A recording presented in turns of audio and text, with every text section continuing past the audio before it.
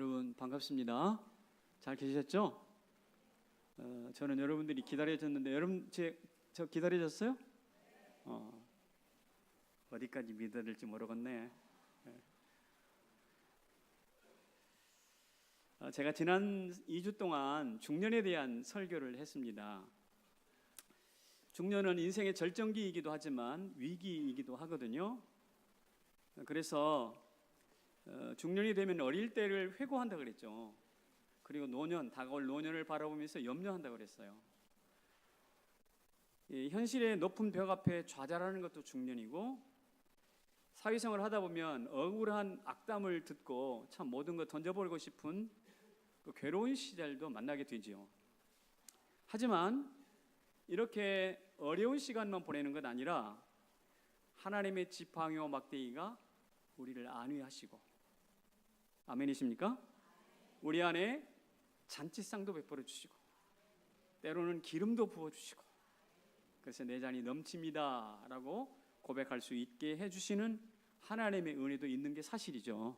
네, 그렇습니다. 우리 살다 보면 이런 은혜를 때를 따라 돕는 은혜로 경험하게 됩니다. 그래서 이 중년이 소중한 것만큼 이 중년을 아름답게 살아가려면 무엇보다도 그 중년을 아름답게 하시는 하나님과 친밀해야 된다라는 말씀을 드렸어요. 그래서 아까 인사도 나눴죠. 하나님과 친밀하십니까? 여러분 다시 한번 제가 확인해 드립니다. 하나님과 친밀하게 사시기를 축복합니다. 하나님과 친밀한 게 최고 재산이에요. 그런데 오늘 성경을 보면 성경에 중년이라는 단어를 치고 검색을 하면 딱 세 구절 나와요. 세 구절. 그 구절 중에 오늘 본문에 있는 내용인데요. 한번 읽어보겠습니다. 24절인데요. 시작. 나의 하나님이여 나의 중년에 나를 데려가지 마옵소서. 나를 중년에 데려가지 말라. 그러니까 중년의 요절이라는 표현을 하기는 좀 어떨지 모르겠는데, 중년에 갑자기 생명이 꺾이는 요절을 당하지 않게 해주십시오, 이런 이야기입니다. 왜 이렇게 기도를 하냐면 23절에 하나님은 이런 일을 하시거든요. 나의 힘을 중도에 쇠약하게 하시며 내 날을 짧게 하셨도다. 하나님은 인생을 얼마든지 짧게 하실 수가 있거든요. 내 힘을 중도에 쇠약하게도 할 수 있어요. 그래서 이런 하나님의 역사를 알기 때문에 이 시인이 기도하는 거예요. 하나님, 저를 중년에 나를 데려가지 마시라고. 이것은 한마디로 말하면 생명의 위기입니다. 생명의 위기. 그런데 생명의 위기만 있는 게 아니라 성경에는 또 다른 중년의 위기를 설명하고 있어요. 그게 바로 재정에 관련된 부분입니다. 예레미야 말씀인데 한번 읽어볼까요? 예레미야 말씀 시작. 불의로 치부하는 자는 자고새가 낳지 않는 알을 품음 같아서 그의 중년에 떠나겠고. 네, 그렇습니다. 이 말은 무슨 말이냐면 열심히 살긴 살았는데 남의 것 훔치고 남의 것 착취하고, 그래서 불의로 치부하는 사람은 하나님이 어떻게 중년의 그 재물들을 홀라당 까먹게 하시는 일들이 있더라는 거예요. 중년에 뭘 만날 수 있다? 재정의 위기를 만날 수 있다라는 것입니다. 이 재정의 위기는요, 그것으로 끝나지 않아요.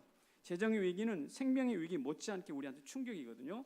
그래서 많은 사람들이 이로 인하여 많은 방황하거나 심지어 자살까지 가는 거예요. 그래서 영성의 위기를 몰고 옵니다. 재정의 위기가 영성의 위기를 몰고 와서 일에 쫓기고 이렇게 열심히 발동 살다 보면, 직장에서 쫓겨나고 이렇게 하다 보면 기도하는 것이나 예배하는 것이 시큰둥해져요. 그리고 뒤로 자꾸 물러나게 돼요. 예배도 열정이 사라져요. 그러다 보니까 세상 유혹이 가까이 와서 나도 모르게 술 한 잔씩 홀짝홀짝 마시게 되는 거죠. 그리고 마음이 정체가 없다 보니까 나들이란 핑계로 주말에 저 들을 헤매게 되더라고요. 그런 경험하신 분들이 이 자리에 아마 한둘은 아니라고 생각합니다. 이게 바로 영적인 위기입니다. 그렇게 영적인 위기로 가다 보면 자칫 또 성적인 범죄도 빠지게 돼 있어요. 이런 부분에 있어서 우리가 참 조심해야 되는 것이 이 생명의 위기요, 재정의 위기요, 영성의 위기입니다. 이게 중년에 다 만날 수 있는 것이거든요. 그런데 제가 설교하듯이 이렇게 중년에는 위기만 있는 것이냐? 그렇지 않다는 것을 제가 지난 주간에 말씀을 드렸는데, 지난주에는 성경 시편 23편을 통해서 하나님이 예비하신 지팡이와 막대기, 잔, 밥상, 기름 부음 이런 축복을 확인해 봤는데, 성경 말고 오늘은 다른 데서 한번 하나님이 우리 가운데 주시는 중년의 복을 살펴보도록 하겠습니다. 한번 읽어볼까요? 시작. 가장 뛰어난 중년의 뇌. 이게 갑자기 무슨 말입니까? 예, 뇌과학, 요사이 뇌과학이라는 게 굉장히 급속도로 발전한다고 합니다. 그리고 뇌과학자들의 글도 많이 제가 읽어봤는데, 정재성이라는 분이 뇌과학자예요. 이 사람이 쓴 책이 공전의 히트를 치기도 했습니다. 그런데 이 바바라 스토로체라는 뇌과학자가 중년의 뇌를 일컬어서 뭐라고 그랬냐면 가장 유능하고 똑똑한 뇌다 그랬어요. 자, 그러니까 여기 중년이신 여러분, 나는 머리가 나빠서 이런 소리 하지 마십시오. 나는 IQ가 나빠서 이런 소리, 이건 핑계의 일따름이란 말이에요. 여러분의 생애 중에 최고의 뇌를 지금 보유하고 있어요. 뭐 성경이 아니니까 믿음이 안 가는 모양인데, 이게 뇌과학자가 하는 이야기예요. 근데 중년의 뇌가 최고의 유능한 뇌라는 것을 입증하는 세 가지 증거가 있습니다. 첫 번째는 뭐냐면 중년의 뇌는 강력한 확장성을 가졌다는 거예요. 뭐가요? 확장성. 우리 뇌는 뉴런 세포라는 것으로 이렇게 이제 어린아이가 뇌가 자라나면 뉴런 세포가 이렇게 확장하거든요. 이 뉴런 세포가 확장해서 정보를 기억하고 또 통합하고 하는 이런 기능을 하는데, 그 뉴런 세포를 만드는 물질이 미엘런이라는 물질인가 봐요. 근데 이게 언제 최대치를 이루냐면 50대에 최대치를 이룬대요. 아직도 소망이 있어요. 여기 40, 50 아직 안 됐죠? 아직도 소망이 있어요. 희망을 가지세요. 이 말은 무슨 말이냐면 그 확장된 뉴런 세포를 통해서 경험되는 정보와 또 여러 세상의 경험들, 이런 것들을 최대치로 축적해가지고 유능한 판단을, 실수 없는 판단을 내릴 가능성이 최고 극대치에 이른다는 것이죠. 뿐만 아니라 이 중년의 뇌는 이걸 가져요. 뭐라고요? 긍정적이 된다는 거예요. 우리 청년 때 한번 살펴보세요. 청년 때는 말없이 까닭없이 공격적이고 까닭없이 짜증하고 까닭없이 비판적이잖아요. 그렇잖아요? 저도 마찬가지였어요. 그래서 청년 때 뭐 데모도 하고 그랬는데, 이게 나이가 들어서 30 지나서 조금 나이가 들면 어떻게 되나요? 사람이 이뻐 보이기 시작해. 그래야 장가를 가지. 그래야 시집 가지. 그리고 한 30쯤 가면은 뭐가 돼요? 아이들을 기르기 위해서 아이들을 양육하기 위한 마음으로 바뀌어지는데, 그게 바로 까탈스럽고 까칠한 마음에서 굉장히 긍정적인 마음으로 바뀌게 돼요. 여러분도 그렇게 되셨죠? 여기 어머니들 그걸 경험하시죠? 예, 그래요. 그래서 젊을 때는 막 까다롭고 까칠하고 막 비판적인데, 나이가 들면서 중년이 되어가면서 그 뇌가 긍정화된다는 거예요. 그게 맞는 이야기죠. 세 번째가 뭐냐면 이겁니다. 뭐예요? 균형을 가진다는 거예요. 이를테면 우리 좌뇌, 우뇌라는 이야기를 많이 했을 거예요. 좌뇌는 뭘 감당하고 우뇌는 뭐하고, 기억을 감당하고 감정을 감당하고 이런 그 기능이 있는데, 이게 어릴 때 한참 자랄 때는 불균형하게 자랄 수가 있지만 중년으로 자라나면, 중년이 되면 이게 이제 거의 균형을 이룬다는 거예요. 그래서 사고 판단, 사리 판단에 치우침이 없어요. 이것을 일컬어서 양측 편재화 현상. 하나님이 어디나 계신다 할 때 편재성이라고 그러는데, 양측 편재화 현상, 그러니까 내 인격이 이 양쪽 뇌에 균형 있게 딱 자리를 잡는다라는 뜻이 되겠습니다. 그러니까 균형 있는 뇌를 가주는 거예요. 자, 제가 세 가지 말씀드렸는데요. 첫째는 굉장히 강력한 확장성을 가지고 있다. 두 번째로는 긍정적이다. 세 번째로는 그러면서도 균형이 있다. 그러므로 뭐냐? 중년의 뇌는 가장 탁월한 뇌다라는 것이죠. 이게 뇌과학자가 하는 이야기입니다. 뭐 틀린 이야기는 아닐까라고 생각해요. 근데 이게 뭐 뇌과학자가 준 게 아니라 하나님이 우리에게, 창조자, 인간의 몸을 만드신 하나님께서 우리에게 생물학적으로 주신 복이라고 생각합니다. 지난 주간에는 성경을 말씀드렸는데, 이제 안 믿는 사람 그래 어때서 이렇게 발로 차버릴 수 있지만, 이것은 이제 생물학적으로 객관적으로 입증된 것이니까 여러분 외면하면 안 됩니다. 그래서 제가 다시 말씀드려요. 나는 머리가 나빠서 뭐 이런 말 하지 말라는 거예요. 최고의 탁월한 뇌를 가졌으니까. 그래서 보니까 그러고 보니까 서점에 가서 보면 어린아이 교육용이나 청소년 교육도서는 굉장히 많은데 작년 교육도서 봤어요? 작년 교육도서 봤냐고?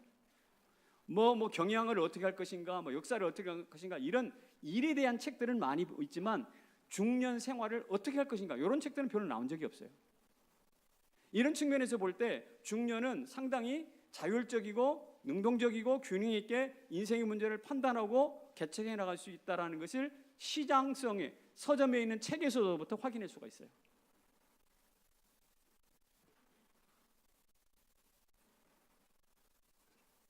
시장은 거짓말하지 않는다잖아요. 그래서 제가 여기까지 좀 말씀을 묵상하고 설교를 준비하면서 그렇다면 시선을 돌려서 성경에서 유명한 사람들 한번 살펴봤는데 성경에서 우리 제일 그 빛나는 중년을 보낸 사람이 누군가 하면 제가 볼 때는 요셉이에요. 그리고 다니엘이에요.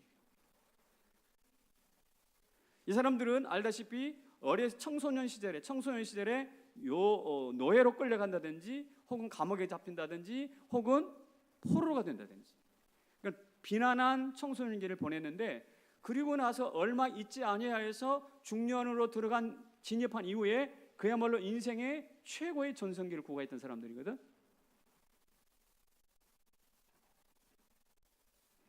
애굽으로 끌려가가지고 감옥에서 총리로 직행하는 것이 또 포로와 왕궁 학생에서 꿈을 해석을 통해서 바벨론 사회를 주도하는 지도자로 부상하는 것이 이게 요셉과 다니엘의 삶인데 심지어 왕조가 바뀌어도 우리로 말하면 회사 사장이 바뀌고 다른 회사로 인수 합병이 돼서 넘어가 버려도 바뀌지 않는 거예요. 그 사람 입지는 탄탄한 거예요. 왜 그럴까요?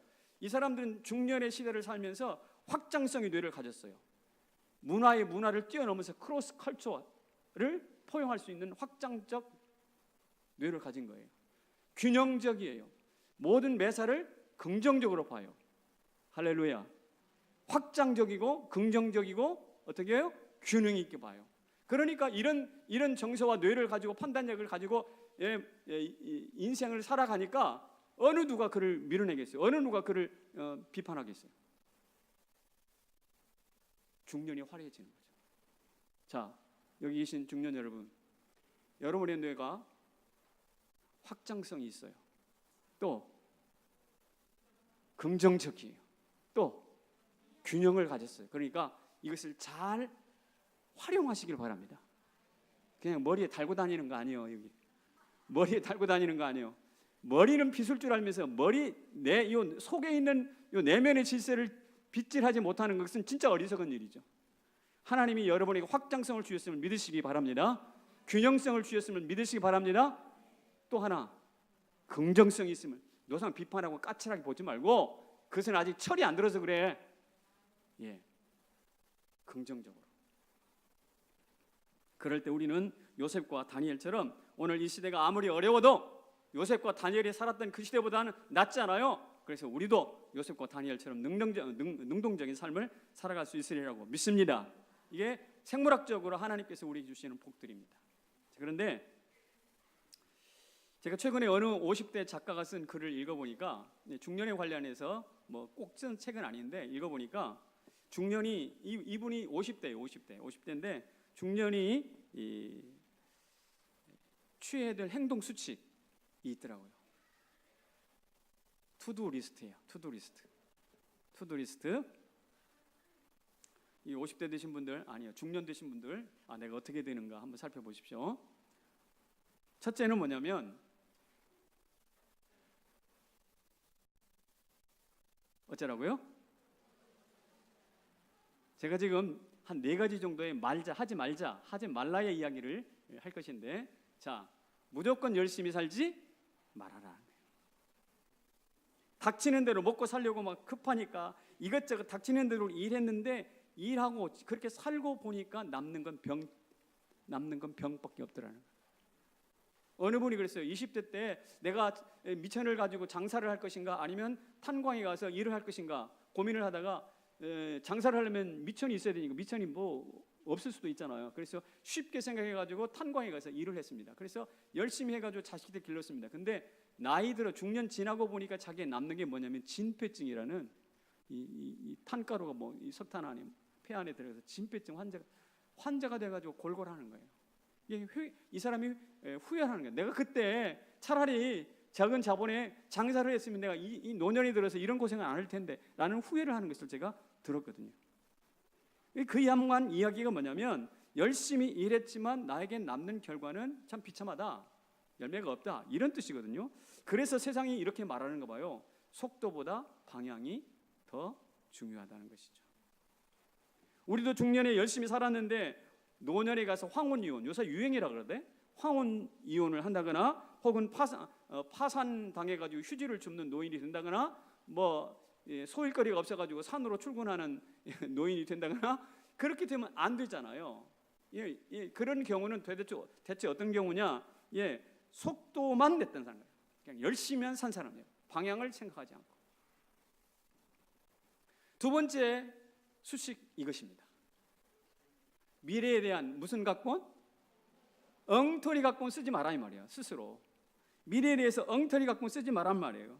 여러분, 근거 없는 장밋빛 청사진도 허황되지만 근거 없이 그 절망적인 예측만 하는 거, 이것도 어리석은 일이에요. 엉터리 각본 쓰면요 인생이 굉장히 고통스러워집니다. 히틀러를 다 아실 겁니다. 히틀러가 엉터리 각본을 썼어요. 망상가 중에 한 사람이라고 말할 수 있는데 어떤 엉터리 각본을 썼는가 하면 인간 쓰레기라고 하는 당대 유대인들을 이 지구상에서 없애버리자. 어떻게 자기 사람 손으로 사람을 죽여서 없애겠어요? 인간 청소입니다. 종족 청소, 엉터리 각본을 썼습니다. 그리고 또 한 가지, 게르만이 세상을 지배하도록 하자, 이거예요. 독일 민족이. 이게 민족주의의 왜곡된 형태인데 이렇게 엉터리 각본을 쓰고 딱 나니까 어떻게 되나요? 2차 대전이 일어난 거예요. 수백만이 죽었어요. 김일성이가 엉터리 각본을 소련 가가지고 엉터리 각본을 딱 쓰고 나니까 한반도에서 남북전쟁이 일어난 거예요. 수백만이 죽거나 다쳤어요. 엉터리 각본 잘못 쓰면 역사에 많은 사람들이 화를 입어요. 우리 자녀를 가지고 있는 어머니 여러분, 엉터리 각본 쓰지 마세요. 야, 너 이제 고등학생이니까 공부해, 교회 나가지 말고. 이따위 엉터리 각본을 쓰시는 분들이 계시다면 회개하셔야 돼.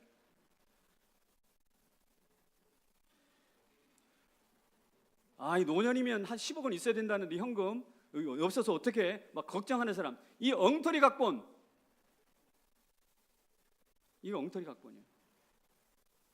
어느 청년이 말이에요, 닭 한 마리를 사와가지고 기뻐서 시장 가서 닭 한 마리를 사왔는데 기뻐가지고 잘못 이뤘대. 왜 그러냐면 이 닭을 잘 키우면 돼지가 될 것이고, 이 돼지를 또 잘 키우면 소가 한 마리 될 것이고, 소를 잘 키우면 집을 한 마리가 아니죠.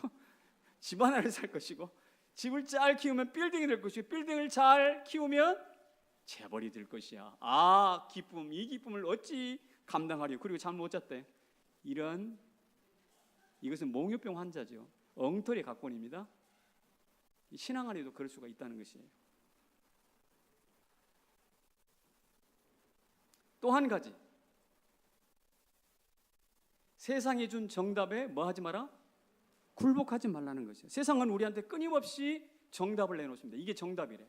얼마 전에 미세먼지가 아주 극을 이루었죠. 그때 여러분, 미세먼지 저감 대책이라는 것을 정부에서는 발표했어요.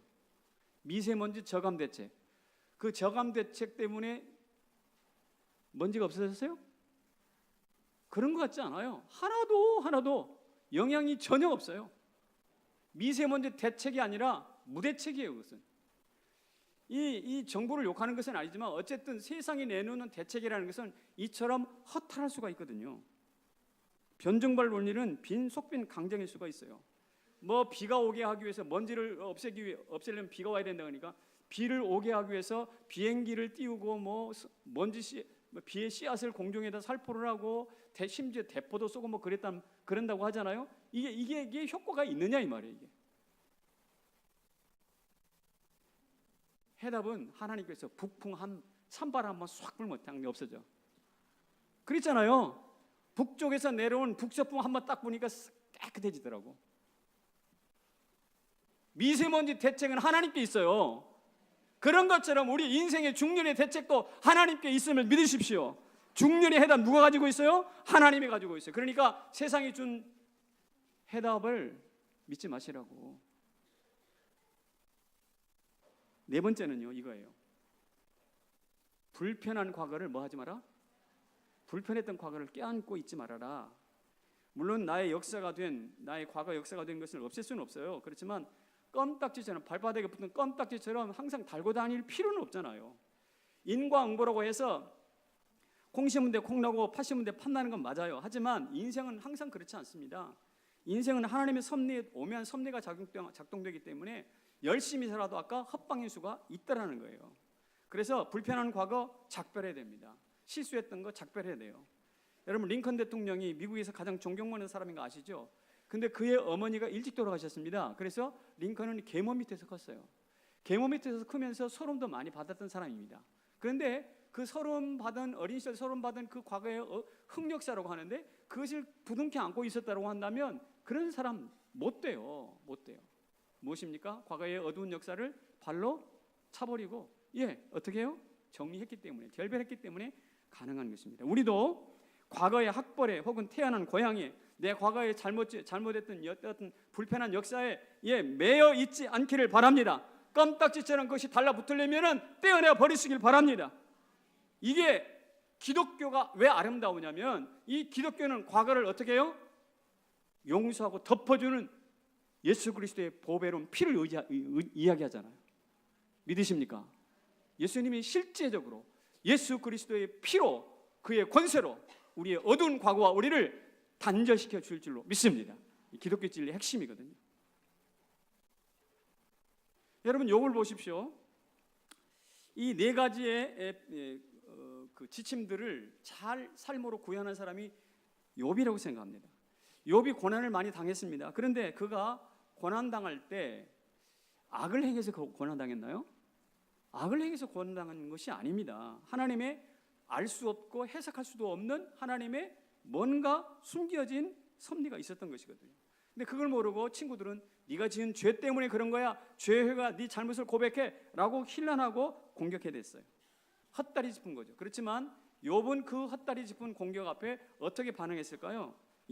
그는 그렇다고 이 고난을 해결하기 위해서 막 열심히 더 열심히 살았나요? 더 열심히 살지 않았어요. 왜냐? 그게 해답이 아니라는 것을 알기 때문에. 또 스스로 엉터리 각본을 썼나요? 그렇지 않았어요. 하나님을 탄식하고 원망하긴 했지만 내 인생이 어떨 것이다면 무슨 엉터리 각본을 쓴 것은 아니에요. 친구들 해답에 굴복했나요? 세상이 주는 해답에 굴복했나요? 아니요. 이것은 강력하게 저항했어요. 그렇지 않다는 것이에요. 그리고 불편한 과거와 결별하고 그는 마침내 과거보다 2배나 많은 축복을 받잖아요. 욥이야말로 어떤 사람입니까? 무조건 열심히 사는 사람도 아니고 세상이 준 엉터리 각본이나 무슨 대책에 속어 넘어간 사람도 아니고 과거와 깨끗하게 결별할 줄도 아는 사람이었거든요. 여기 계신 성도 여러분, 우리도 알 수 없고 해석할 수 없는 고통을 당하고 있을지도 모르지만 그러나 분명합시다. 불편한 과거를 제거해내시기를 축복합니다. 불편한 과거를 제거해 나가면서 어떻게 해야 될 거예요? 무조건 열심히 살고 방향 없이 그렇게 살아가면 안 된다는 말입니다. 주일날 되면 나와서 이 자리에 와서 앉아 있는 것이 내가 하나님께 나아가야 될 이유인 것이죠. 내가 살아가야 될 정당한 정상적인 방향이에요. 오늘 2부에 보니까 왜 이렇게 많이 나왔어? 오늘 내가 설교가 막 잘 되는 것 같아. 2층에도 가득, 아래층에도 가득. 왜냐하면 여러분들이 방향을 잘 잡고 있으니까. 제가 지금까지 하지 말라라는 수칙을 이야기했습니다. 그런데 뭘 이룰 때 노상 이것도 안 하고 저것도 모든 것을 안 해서 이루어지는 일은 없어요. 해야 하죠. 투두리스트, 아까 투두리스트 한 거죠. 그야말로 이제 투두리스트를 말씀드릴게요. 이것은 제가 만든 겁니다. 그러니까 하라 수칙이에요. 뭔것을 하라. 첫째는 뭘 해야 되냐면 이것입니다. 성도의 자존감을 회복해야 돼요. 자존감. 다윗이 참 위대한 것은 자기의 자존감이 무엇인지를 명확하게 이해했다는 것에부터 출발돼요. 다윗의 노래를 한번 들어볼까요? 이렇게 되어 있습니다. 시작. 사람이 무엇이기에 주께서 그를 생각하시며 인자가 무엇이기에 주께서 그를 돌보시나이까. 그를 하나님보다 조금 못하게 하시고 영화와 존귀로 관을 씌우셨나이다. 아멘. 아멘이십니까? 내가 도대체 목동인 내가 도대체 누구이기에 주님께서 생각해 주십니까? 내가 도대체 누구시기에 주님께서 저를 돌봐 주십니까? 내가 도대체 누구기에 하나님보다 조금 못하게 하시고 존귀와 영광으로 관을 씌워 주십니까? 도대체 내가 누구시기에 하나님 이처럼 과분한 은혜를 베풀어 주십니까? 라고 하는 이야기예요. 이게 다윗의 위대함은 인간을 존귀히 여기시는 하나님의 마음을 속내를 알아챈 것이에요. 이것은 과학적 발견보다 더 중요한 것입니다. 사실은 천체망원을 가지고 하늘을 관찰한다고 이런 진리가 발견되겠어요? 현미경을 가지고 인체를 말이요, 우리 뇌를 파헤친다고, 아까 뇌과학자들이 파헤친다고 이런 것이 나오겠어요? 그렇잖아요. 오직 하나님 앞에 머물러서 그 하나님이 어떤 분인지를 경험한 사람만이 내가 어떤 존재인지, 내가 얼마나 존귀한 존재인지를 깨달아 알 수 있게 되는 것입니다. 우리나라 시인 중에 정호승이라는 유명한 시인이 있는 거 아실 거예요. 우리 중년에 계신 분들 참 좋아하셔요. 이분 시를. 이분이 캐도릭 신자인데요, 햇살에게라는 시를 썼어요. 캐도릭 신자이기 때문에 쓸 수 있는 시라고 봅니다. 같이 한번 읽어볼까요? 시작. 햇살에게 이른 아침에 먼지를 볼 수 있게 해주셔서 감사합니다. 이제는 내가 먼지에 불과하다는 것을 알게 해주셔서 감사합니다. 그래도 먼지가 된 나를 하루 종일 찬란하게 비춰주셔서 감사합니다. 아침에 일어나 보니까 창틈으로 햇빛이 쫙 들어오는데 거기에 뭐가요? 먼지가 맑은 공기인 것 같은데 거기 먼지가 뽀얗게 있잖아요. 날아다니잖아요.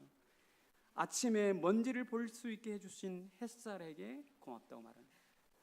그런데 그것만 보고 끝나는 게 이 시인은 뭐냐면 그 먼지가 바로 나라는 것을 아는 거예요. 이 감정이입이라는 게 이게. 그래서 저 먼지가 바로 나네, 내가 먼지와 다를 바가 없네, 그것을 또 깨닫게 해줘요.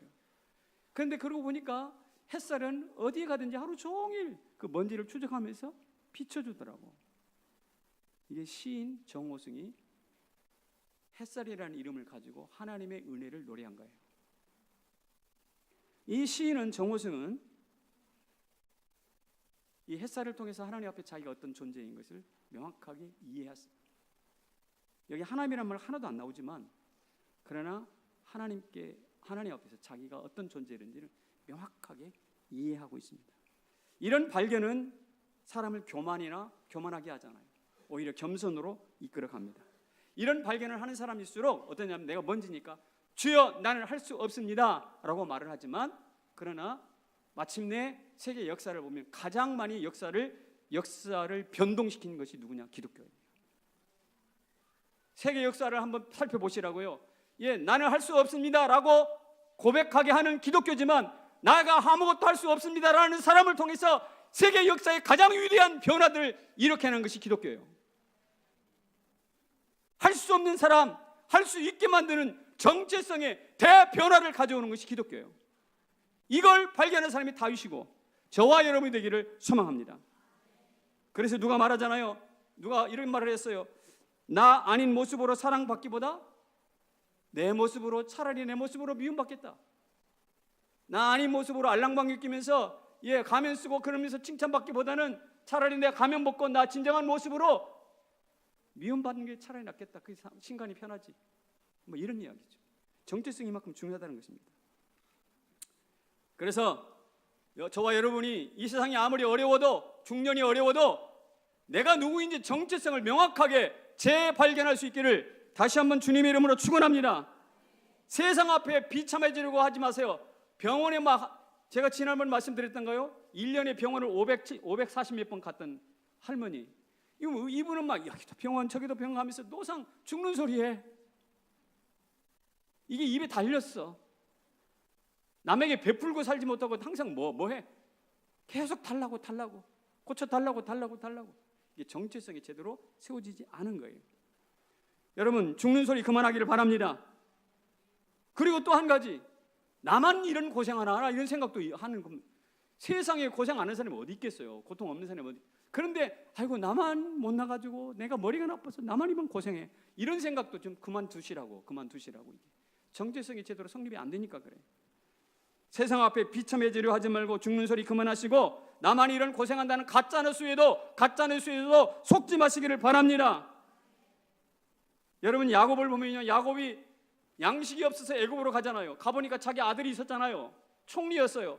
그래서 아들 덕분에 그 당대 최고의 통치자였던 바로왕을 만납니다. 바로왕을 만날 때 야곱의 태도가 어땠는지 보여줄까요? 이렇게 했어요. 요셉이 자기 아버지 야곱을 인도하여 바로 앞에 서게 하니 다 같이 야곱이 바로를 뭐 했대? 축복했대요. 무슨 말입니까? 지금 거렁뱅이가 뭐 양식이 없어서 밥 빌어 먹으려고 애굽 땅에 들어왔는데 내가 믿는 하나님이 당신에게 복 주시길 원합니다. 이렇게 축복한다니까.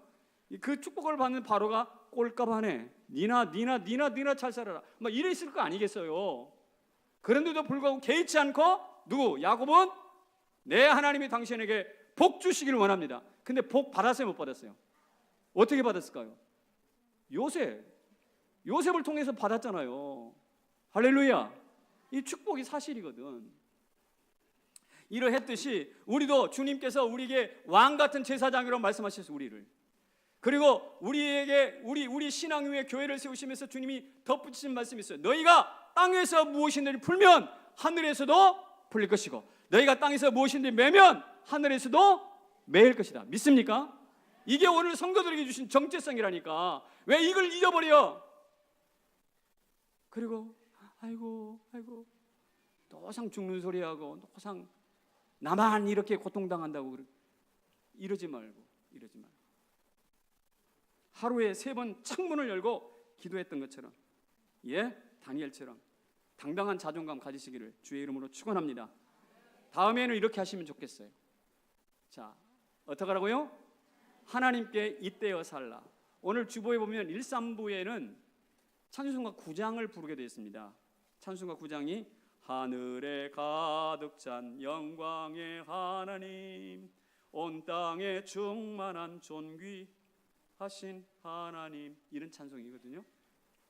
근데 거기에 4절에 보면 이런 가사가 나와요. 고난도 슬픔도 이기게 하시옵고 영원에 잇대어 살아가게 하소서. 고난도 슬픔도 이기게 하옵시고, 제가 노래를 못해서 그런 게 아니에요. 여러분들이 동참하라는 뜻이에요. 네, 영원에 잇대어 살아가게 하소서. 영원에 잇대어 살아가게 하소서. 나는 이 찬송이 이 9장을 부르는 이유는 요 가사에 내가 혹 빠져서 그래. 영원에 있다. 영원하신 하나님께 잇대어 살아가는 거죠. 여러분, 내가 몸이 안 좋아서 지팡이를 짚을 줄 아는 사람이 하나님을 잇대어 살지 못한다면 이것은 지팡이 짚을 자격이 없어. 지팡이를 짚을 줄 아는 지혜라면 마땅히 내가 붙잡을 하늘 밧줄 하나님의 능력을 잇대어 살 줄 알아야지. 우리 모두 그렇게 되기를 소망합니다. 오늘 본문에 보면요, 중년이 나를 데려가지 마옵소서 이렇게 간절히 기도한 이후에 바로 이어서 이 시인이 시선을 고정시켰던 곳이 있어요. 한번 읽어봅시다. 24절 시작. 주의 연대는 대대에 무궁하니 천지는 없어지려니와 주는 영존하시겠고. 자기 중년에 데려가지 말라고 간절히 기도하면서 시인이 그의 시선을 주목했던 것은 무엇일까요? 영존하시는 하나님. 할렐루야. 그래서 영존하시는 하나님을 바라보고 그분에게 뭐 하기로 살고 어떻게 살기로? 잇대어 살기로 작정한 거예요. 이게 이 시인의 특징입니다. 여러분, 중년이 어깨가 무거운 거 맞습니다. 살아봐서 알잖아요. 대추나무 연 걸렸다고. 중년에 해야 할 일이 참 많아요. 부모 봉양해야 되겠죠. 자식놈들 길러야 되겠죠. 경제는 또 일으켜야 되겠죠. 직장에서 이런 치열한 경쟁에서 이겨야겠죠. 개인적인 취미도 해야 되겠죠. 여기 훈련받는 분은 훈련도 교회 와서 훈련도 받아야 되겠죠. 섬겨야 되겠죠. 뭐 할 일이 참 너무나 많아. 대추나무 연 걸리듯이 어깨가 너무 무거운 건 맞습니다. 그래서 손이 10개라도 발바닥에 불이 나도 부족한 건 맞습니다. 그래서 세상 사람들이 자기 부족 앞에 빠지는 신드롬이 있어요. 그게 바로 슈퍼맨 신드롬이야. 세상 살기가 하도 어려우니까. 그래서 여러분 스파이더맨이라는 영화 보셨나요? 거미줄로 빙빙 날아다니면서 고층 빌딩, 엠파이어 스테이트 빌딩을 막 날아다니면서 했던 그 슈퍼맨 신드롬이 괜히 나온 게 아니야. 중년의 어깨가 무거우니까. 그 감당하려면 슈퍼맨이 되니까 그런 생각이 나오는 거죠. 이 슈퍼맨 신드롬이 아닌 신드롬에 빠지지 않는 사람 반대로 어디에 빠진 줄 아세요? 40대 자살률이에요. 우리나라가 자살률이 높은 이유가 거기 있어요. 이런 중년의 어깨에 무거운 것을 짊어지고 가는 우리가 좀 불쌍하지 않아요? 우리 참 불쌍하지 않나? 40대 이렇게 세계 자살률을 물론이거니와 사망률이 높은 거. 이런 불쌍한 우리들을 바라보면서 해답이 있어요? 그래서 하늘을 잇대어 살아야 합니다. 그래서 하늘을 잇대어 살아야 돼요.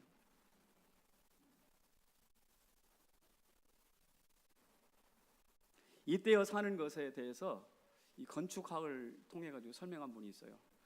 한국 건축에 대해서 글을 썼던 사람 중에 이런 말을 해놨더라고요. 인생에도 뭐가 필요하다? 텐마루가 필요하다. 한국 건축을 보면 텐마루라는 게 있어요. 외국 사람들은 문 열고 나면 바로 큰 도로예요, 그죠? 문 열고 나가면 바로 큰 도로예요. 그런데 우리나라는 문 열고 나가면 텐마루가 있거든. 그리고 마당이 있어. 그리고 길이에요. 이 텐마루가 어떻습니까? 밖에서 나와가지고 딱 보면 이제 의관을 갖추고 텐마루에 딱 서서 한번 하고 마당을 살피고 저 뒤에 쌀이 문 밖에 누가 오가는지 보이고 그다음에 눈이 왔구나, 비가 오는구만. 그러면서 마음의 준비를 합니다. 텐마루에 서서. 밖에 있다가 들어올 때는 어떻게 합니까? 텐마루에 잠시 앉아서 신발을 벗고 먼지를 털고 의관을 정리하고 양말도 벗고 그리고 한숨을 후 쉰 다음에 안방으로 들어가요. 텐마루예요. 이게 인생을 여유롭게 하는 공간, 독특한 공간이에요. 이게 한국 건축의 장점 중에 장점이에요. 그런데 이게 건축에만 있는 게 아니라 인생에도 필요하다는 거예요. 인생에도 이렇게 한 호흡을 걸러서 들어갈 수 있는 텐마루가 필요해요. 텐마루. 그 텐마루가 무엇일까요? 바로 하나님을 잇대어 사는 이 자리예요. 바로 이 자리가 인생의 텐마루. 여기 앉아서 하나님의 영혼을 바라보고 있지 않습니까?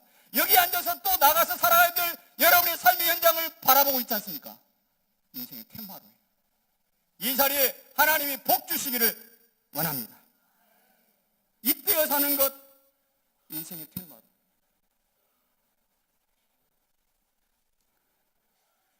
세 번째는 이렇게 하셔야 됩니다. 자신에게 뭐 해라? 자신에게 좀 상을 줘. 중년의 오르막길을 올라가면서 지쳐있는 여러분, 자신에게 좀 보상하는 게 필요할 것 같아요. 남들이 상을 주지는 않아요. 우리가 다 1등할 수는 없잖아요.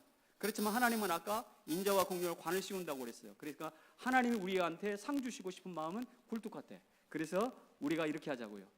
우리가 우리 자신에게 하나님 대신 상을 주자고. 한번 저를 따라서 해봅시다. 이렇게 해보세요. 남자들이 필요해. 이거 남자들이 필요하다고. 딴 거 하지 말고 이렇게 다독다독 하세요. 다독다독. 따라서 합시다. 아들아, 딸아, 수고 많다. 열심히 살아줘서 수고 많다. 잘했다. 사랑한다. 아이고 닭살. 이런 분들이 있어요. 이게 습관이 안 되니까. 근데 여러분 그것은 세상이 준 거짓 메시지예요. 나를요 하나님을 대신해서 수고했다고 열심히 살아 고맙다고 축복할 필요가 있어요. 자기 자신을 스스로 축복했던 사람이 한 사람 있습니다. 제가 수주에 말씀드렸던 독일의 시인 괴테입니다. 괴테는 바이마르 공화국의 왕과 매우 절친 사이였어요. 그의 부름을 받아가지고 그 밑에서 수많은 일을 했습니다. 근데 어느 날 40대 중반쯤에 툭툭 털고 나 갑니다. 그리고 이탈리아로 여행을 떠나버렸어요. 여행 떠나서 18개월 아니 1년 8개월이면 몇 개월이에요? 1년 8개월을 여행을 했어요. 20개월인가요? 근데 왕이 이 고약한 건 보고도 없이 어디를 간단 말이야. 이 현지 위치 이탈이야 막 이러면서 야단친 게 아니고요. 그의 속내를 알고 그래 여행 잘하고 오시게. 그리고 월급을 오히려 올려줬어. 왕이 그 신하의 그 왕이고 그 왕의 그 신하야.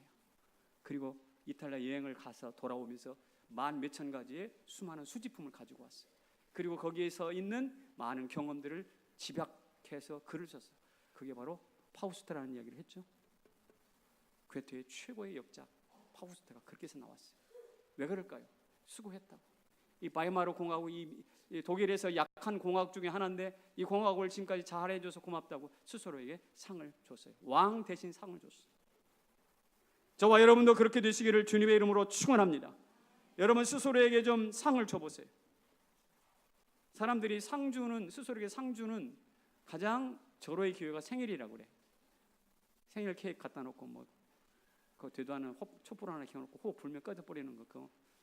그래가지고 스스로 그런 거 말고 좀 더 품위 있는 거 없을까? 더 좋은 거? 이런 건 어떨까요? 요사이는 자서전을 쓸 수 있다네. 자서전. 중년 지났으면 경험 많은 거 있잖아요. 많은 경험했으니까 자서전을 나는 글 쓰는 재주가 없는데요. 글 못 써도 괜찮아. 요새 글 쓰는 대필 작가들이 많대. 그분들을 좀 이렇게 수고비를 좀 드리고 자기 이야기를 애들한테 이야기하듯이 두런두런 어릴 때부터 태어나서 지금까지 연대 기준으로 쭉 이야기를 해. 그런 걸 할 수 있죠. 그리고 돈만 주면 책이 나와. 그리고 그걸 다음 세대에 손주 손녀들에게 읽혀주는 거야. 이거 할머니의 인생이 여기 담겨 있단다. 스스로에게 잘했다고 어떻게 해요? 역사에 발자취를 남기는 상을 주는 거예요. 한번 해볼까요? 좋을 것 같아요. 아니면 자전거를 산다든지, 아니면 좋은 옷을 하나 산다든지, 컴퓨터를 산다든지, 아니면 며칠 기도원에 가서 좀 쉰다든지, 해외 여행을 간다든지. 지난 주간에 전전 주간에는 어디 호주 갔다 온 팀이 하나 있어요. 우리 교회. 또 지난 주간에는 중국 갔다 온 팀들이 있어요. 제가 볼 때는 주일만 지키지 마라. 주일을 제대로만 지켜. 그리고 큰일 났다 이거. 잘못했어요 이거. 정정합니다. 주일 똑바로 지키세요. 예, 일주일 동안은 동남아 이런 가까운 데는 일주일 동안 다 갔다 올 수 있어요. 저 북미라든 유럽 말고. 예, 우리 스스로에게 상을 줄 수 있기를 축복합니다. 그럴 때 하나님이 우리를요 높이시는 거예요. 중년이 소중해지는 거예요. 멋지는 거예요. 자리에서 일어나십시오.